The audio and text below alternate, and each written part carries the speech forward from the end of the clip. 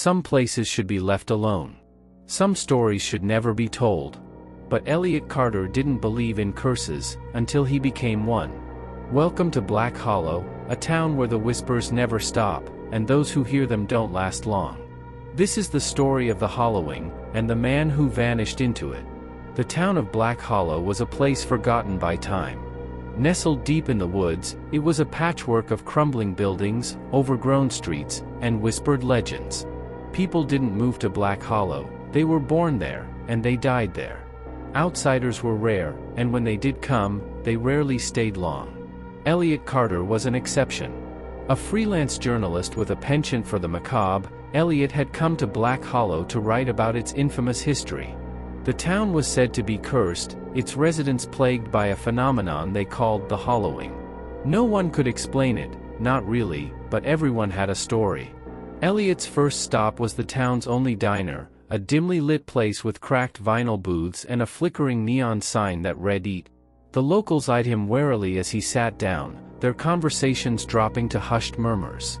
"You're not from around here," the waitress said, sliding a cup of coffee across the counter. "No," Elliot replied, forcing a smile. "I'm here to write about the town." About the Hollowing? The diner fell silent. The waitress's smile faded, and she leaned in close, her voice barely above a whisper. "You don't want to write about that," she said. "Leave it alone. For your own sake." But Elliot didn't leave it alone.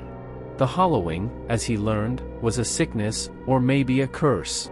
It started with whispers, faint and indistinct, like the rustle of leaves in the wind.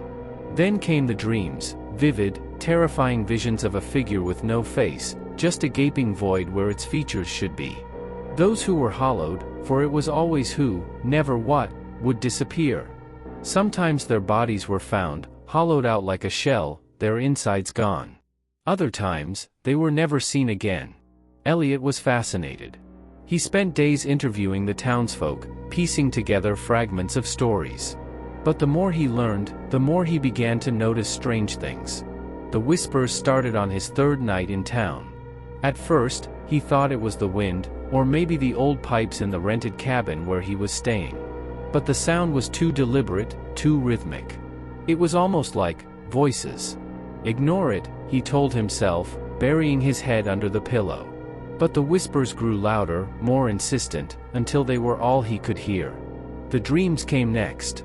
In his dreams, Elliot was standing in the woods, the trees towering over him like silent sentinels.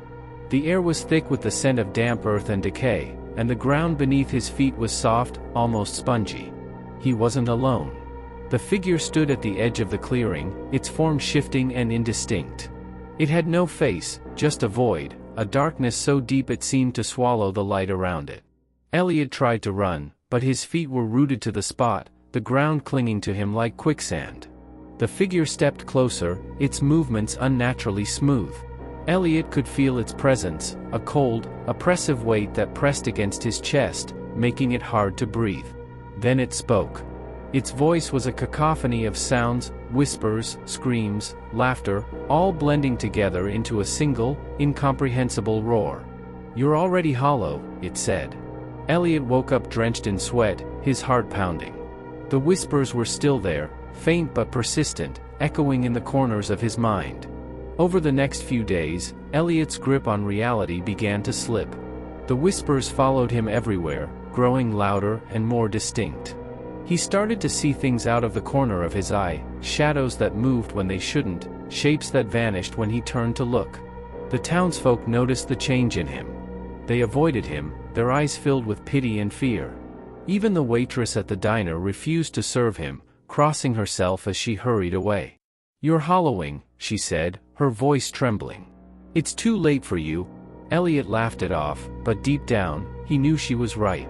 The final breaking point came one night when Elliot was working on his article. He was sitting at the desk in his cabin, the glow of his laptop casting long shadows on the walls. The whispers were louder than ever, a constant, maddening drone that made it hard to think. Then he saw it.